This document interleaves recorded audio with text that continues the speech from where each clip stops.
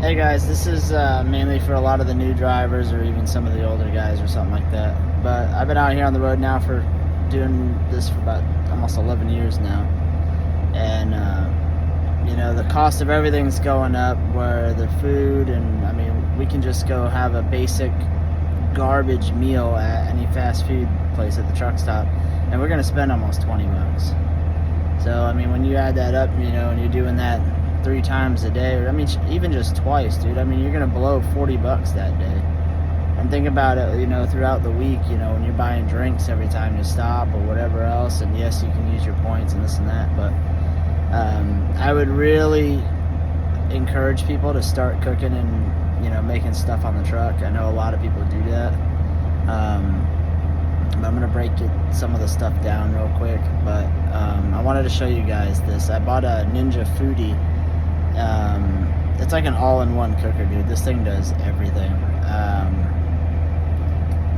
Right now I got rice going, being cooked. It only takes 8 minutes, and the amount of rice that I'm cooking is going to be enough for a couple of meals. So hold on, I'll show you. So this is the Ninja Foodi, and in size, let me back up.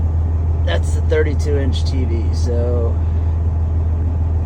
it's a decent size. There is a bigger one because I thought this was the large one, so I bought one the same size that I thought for my wife, and hers is bigger than mine. So this is not the large one. I don't remember off the top of my head what the quart size is because that's how they go by it. Look at all the features. You can do everything on it. You want to make jerky, you can, you get dehydrate, you can make jerky. You want to do, I'm doing pressure cooking for doing the rice because that's how you cook it. And then I'm about to do some chicken thighs, and I just put it on bake. And I put it on bake for 360 degrees for 30 minutes because it takes 5 minutes for it to heat up when you're doing bake and stuff like that. But the air crisp works really good. I've done barbecue wings and drumsticks and stuff like that, and they come out awesome. And then I put 2 cans of French style green beans in a Tupperware just so that way I have them. But the whole point is like a lot of this stuff, like yes, some of this takes a little bit of extra time, but there's a trick I learned years ago. I actually had a Dometic freezer cooler, and I used that specifically just for a freezer because I used to stay gone for a couple months at a time. And what I used to do is you could buy, like, even if you just go buy boneless chicken breast, get the large package. You'll get, I think there's like 9 breasts or something like that in there. But what you do is lay them out and fillet them long ways, and then package, try to make sure you cut it evenly in the center all the way down. And what you'll do is you'll package each piece of the fillet separately and freeze it, because realistically that's a portion. A lot of these chicken breasts nowadays are so big, that's not really that's way over a normal portion size. So if you're trying to eat healthy and stuff like that, just take one of the fillets and then make some sides with it. And I know a lot of this stuff like, oh, we can't eat healthy, this, that, it's a crock of shit.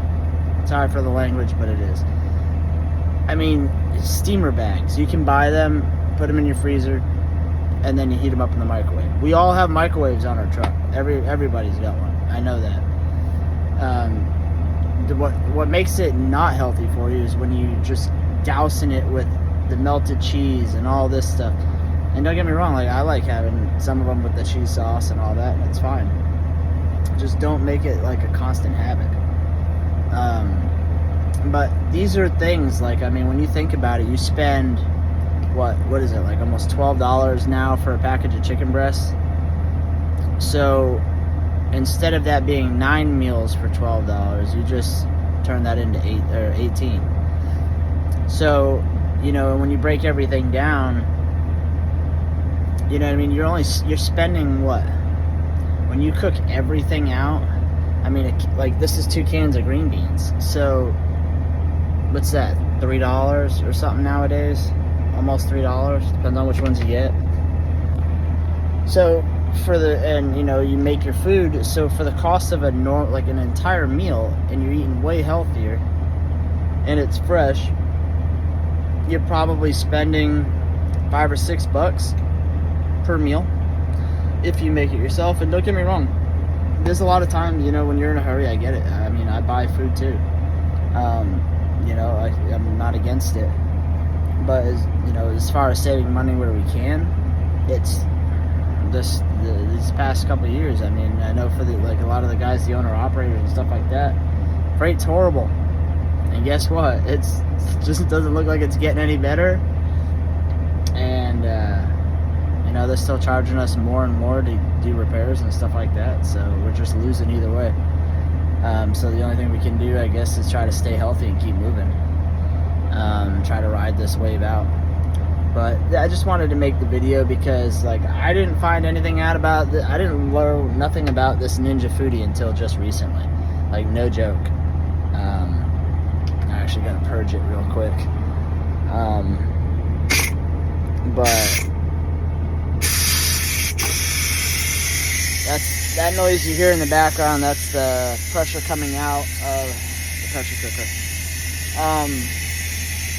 But let me pause this. I'll pick up in a second.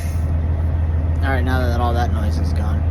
So, the main thing I was just trying to get at is that, we can do this stuff. Some of it's time, takes a little extra time. Sometimes it can be quick. Because think about it. If you say you made, I don't know. Say I made, I don't know, 10 drumsticks in there. You know what I mean? And that rice that I'm making right now, I'm gonna put it in here. It'll almost fill it. And then all you gotta do is open your fridge, get yourself a plate, scoop some stuff out, throw it in the microwave. There you go, done. You know what I mean? And it'll be a lot faster. And believe it or not, it's a lot faster than going and waiting, even in line, to try to get food. But that's all I was trying to do, is trying to give out some help. Hopefully it helps somebody out, because I love that Ninja Foodi. I mean, I've done pulled pork in it, and that only takes, if you buy a pork shoulder, one of those 5 to 6 pound pork shoulders, and throw that in there, I think it's 3.5 hours, 4 hours, done. It's all done. You know what I mean? And it's if you made one of those, I don't know, you have enough food for a couple days. Depends on how much of it you eat it, and it also too depends on how you eat it, because I've learned that, because I've made it a few times. And sometimes I shred it and I'll use it as pulled pork, and sometimes I'll actually just cut chunks of it off. So I guess it just depends on how you eat it, really.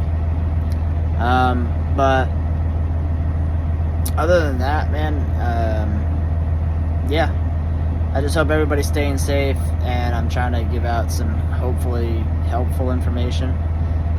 These Ninja Foodis, I think this is the 10-in-1. They are a little pricey. I think it's $180 something. I'm not sure. And I will tell you, if you do get them, there's another video online about bypassing. There's a weight sensor button at the bottom underneath the pot. And in the truck, for the truck drivers, if you set this thing on the floor, obviously, you know what I mean, when we're driving down the road, it gets beat up. Well, apparently, I messed up mine, and it wouldn't sense the pot anymore. So there's a bypass on it, and there's another video online about it. You got to take apart the bottom, you flip it over and you take off a part, and then all you do is you just it's like bypassing a switch is all it is. You just take one of the wires and you pretty much put it right there on the other wire and tighten it back down, and it's done. The only thing you got to remember is that